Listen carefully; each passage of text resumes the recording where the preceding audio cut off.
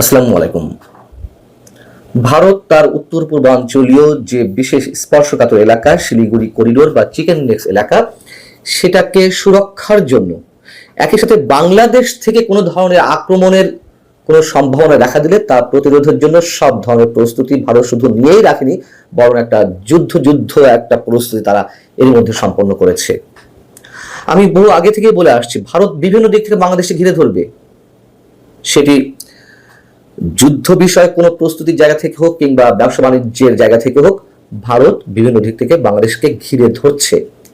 আপনারা নিশ্চয়ই এর মধ্যে শুনেছেন, ভারতের উত্তর পূর্বাঞ্চলীয় যে 7 রাজ্য, ভারতের জন্য খুবই স্পর্শকাতর যে এলাকা, সেটিকে সুরক্ষার জন্য ভারত ধীরে ধীরে অনেক দূর এগিয়ে এসে রাফাল যুদ্ধ বিমান সেখানে মোতায়েন করেছে। একই সঙ্গে রাশিয়ার তৈরি S-400 বিমানও তারা সেখানে মোতায়েন করেছে। আরো অনেক ধরনের প্রস্তুতি রয়েছে। চিকেন নেক্সে বাংলাদেশ, নেপাল, ভুটান এবং চীনের সংযোগ স্থলেই তো চিকেন নেক্স, এবং এই চিকেন নেক্স নিয়ে তো নানান ধরনের কথাবার্তা গত 10 মাস ধরে হচ্ছে। ভারত পাকিস্তানের মধ্যে যে প্রাথমিক যুদ্ধটা আমরা দেখলাম, সেটির আপাত অবসানের পর ভারত এখন তার পূর্ণ দৃষ্টি নিবদ্ধ করেছে চিকেন নেক্সের দিকে। এর অনেকগুলো কারণ আছে, শুধুমাত্র যে বাংলাদেশই একমাত্র কারণ তা নয়। তবে যে কারণেই হোক, বিপদের মুখে সবচেয়ে বেশি পড়ার সম্ভাবনা বাংলাদেশের। যে কারণগুলোর মধ্যে রয়েছে তার মধ্যে একটি হচ্ছে ভারত ভুটান সীমান্তের কাছাকাছি চীনের যে সাম্প্রতিক মহড়া, সেটি একটি কারণ। দ্বিতীয় কারণ হচ্ছে 5 আগস্টের পর দ্রুত যে রাজনৈতিক পরিবর্তন বাংলাদেশের ক্ষেত্রে। একই সঙ্গে চীন এবং পাকিস্তানের সাথে বর্তমান অন্তর্বর্তী সরকারের যে একটি বিশাল উষ্ণ সম্পর্ক, উত্তরোত্তর এই সম্পর্ক আরো ঘনীভূত হচ্ছে ভারতকে বৃদ্ধাঙ্গুলি পরিদর্শনের নামে, সেটি একটি বিষয়। এবং পাকিস্তানের সামরিক গোয়েন্দা সংস্থা ISI এর একটি প্রতিনিধি দল অতি সম্প্রতি বাংলাদেশ সফর করে গেছে এবং সন্ত্রাস বিরোধী সহযোগিতা নিয়ে ঢাকার সঙ্গে একটি আলোচনা হয়েছে। এটি ভারতের বিভিন্ন গণমাধ্যম এইভাবে উল্লেখ করছে এবং এই বিষয়টি নিঃসন্দেহে তাদের জন্য উদ্বেগের। এর সাথে রয়েছে ভারতের উত্তর পূর্বাঞ্চলীয় যে 7 রাজ্য, সেই 7 রাজ্যকে কেন্দ্র করে, 7 সিস্টার্সকে কেন্দ্র করে আমাদের সরকার প্রধান ডক্টর মোহাম্মদ ইউনূসের যে সাম্প্রতিক একের পর এক মন্তব্য, চীনে গিয়ে চীনের প্রেসিডেন্টের কাছে এই বিষয়টিকে কেন্দ্র করে নানান ধরনের মন্তব্য।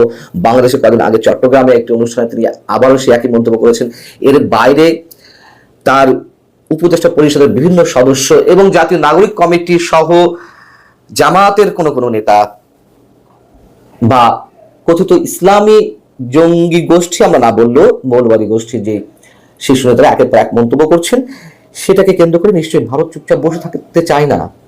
তারা তাদের প্রস্তুতি ঠিকই নিয়ে রেখেছে।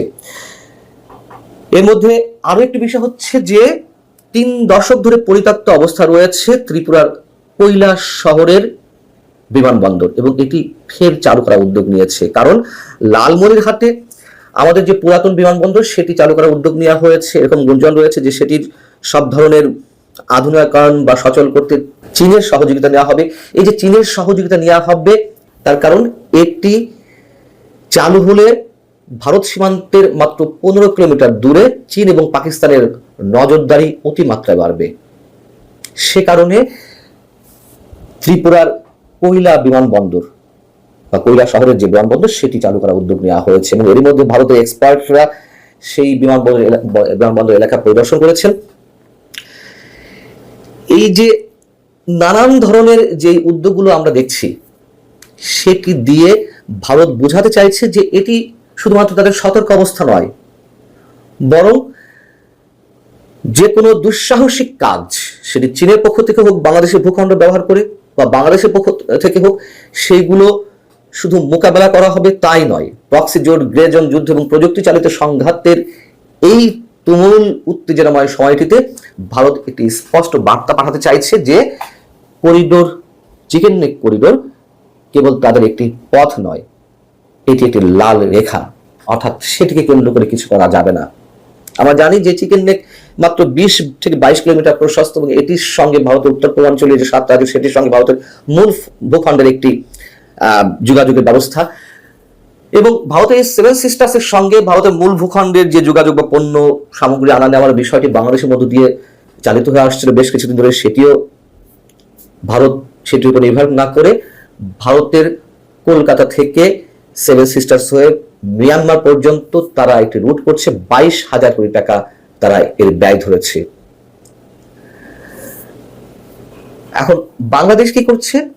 বাংলাদেশ ভারতের সম্ভাব্য আক্রমণ ঠেকানোর জন্য চীনের যে যুদ্ধ বিমান, যেটি দিয়ে ভারতের রাফাল বিমানকে ভূপাতিত করেছে পাকিস্তান, এমনটি বলা হয়, সেই যুদ্ধ বিমান কেনার উদ্যোগ নিয়েছে বাংলাদেশ। কয়টি বিমান কিনবে? বাংলাদেশে আর কি প্রস্তুতি রয়েছে?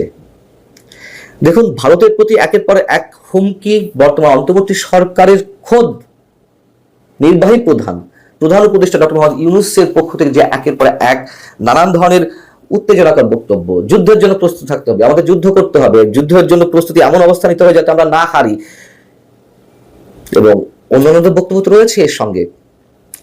আমাদের কথা হচ্ছে ভারতের সঙ্গে আমরা কতটুকু পারবো কি পারবো না, সেটা তো অনেক বড় বিষয়। এবং বাস্তবতার দিকে তাকালে বাংলাদেশের ভূখণ্ডের চীন থেকে উড়ে এসে, পাকিস্তান থেকে উড়ে এসে কতটুকু ভারতকে মোকাবেলা করা হবে, আমাদের বাস্তবতাগুলো স্বীকার করতে হবে।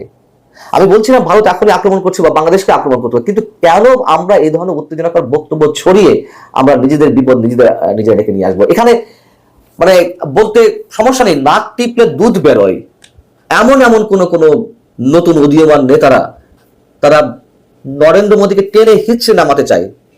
এইসব বালখিল্য বক্তব্যের কি মানে থাকতে পারে? এবং কোন সাবেক জেনারেল তিনি তো হুমকি দিয়ে দিচ্ছেন আমরা সেভেন সিস্টার্স দখলে এখনই আমাদের সময়। এগুলো শুধু হটকারী নয়, হাস্যকর। কিন্তু এই হাস্যকর বক্তব্যগুলোই মানুষ বাংলাদেশের জন্য এখন ঘোরতর বিপদ ডেকে নিয়ে আসছে। আমরা কতটুকু পারবো না পারবো নিশ্চয়ই তার বাস্তবতার জায়গা থেকে আমাদেরকে বিশ্লেষণ করতে হবে। সবকিছুর বাইরে মূল কথা হচ্ছে যুদ্ধ বিলাসিতা আমাদের জন্য নয়। ভারত বর্তমান অন্তর্বর্তী সরকারকে কোনোভাবেই সমর্থন দিবে না, কোনোভাবেই কোনো ধরনের সমঝোতা পৌঁছাবে না, এরকম নানান ধরনের ইঙ্গিত তারা এর মধ্যে দিয়ে রেখেছে। যদি বলি ভারত উস্কানি ছড়াচ্ছে, ভারত নানান ধরনের বক্তব্য, আক্রমণাত্মক বক্তব্য এর আগে থেকে দিয়ে আসছে, হ্যাঁ দিয়ে আসছে। রাজনাথ সিং আরো 6-7 মাস আগে বলেছেন যে আমাদেরকে ইউক্রেনের মতন বা অন্যান্য অঞ্চলের মতো যুদ্ধের প্রস্তুতি রাখতে হবে, বাংলাদেশকে ইঙ্গিত করে বলেছেন, তার প্রতিবাদ আমরা করেছি। কিন্তু তার মানে এই না যে আমরা ঠিক সেই আক্রমণাত্মক বক্তব্যের 10 গুণ পাল্টা জবাব দেব। এইসব কথা যুদ্ধ, বাকযুদ্ধ করে কোনো লাভ নেই, বরং উত্তেজনার মাত্রা বৃদ্ধি করা হয়েছে অনেক বেশি। অপ্রিয় সত্য কথা উচ্চারণ করতে চাই না, আমাদেরকে বাস্তবতার নিরিখে বিবেচনা করা উচিত। আমাদের প্রস্তুতি কতখানি, আমরা কতটুকু পারবো, কতটুকু পারি তা দেখানো হয়ে গেছে, প্রমাণ মিলেছে। এত ভারতের পণ্য বয়কট করতে চাই, ভারতকে ঘৃণা করি, করি, আমরাও কথার খাতিরে এইগুলো উচ্চারণ করেছি। কিন্তু ভারতের পণ্য কি বয়কট করা গেছে? ভারতের পণ্য এই 10 মাসে আমদানির পরিমাণ আরো বেশি হয়েছে। আমরা সামান্য এটুকু বিকল্প পথ খুঁজে দিতে পারবো না যে ভারতের পণ্যের বিকল্প আমরা কোত্থেকে আমদানি নিয়ে আসতে পারি পণ্যগুলো, সেটুকু আমরা সক্ষমতা পরিচয় দিতে পারি না। আর আমরা যুদ্ধ করে জিততে চাই। আবারও বলি, জিততে পারি কিংবা না পারি, এই যুদ্ধ বিলাসিতা আমাদের জন্য নয়। আল্লাহ হাফিজ, ভালো থাকো সবাই।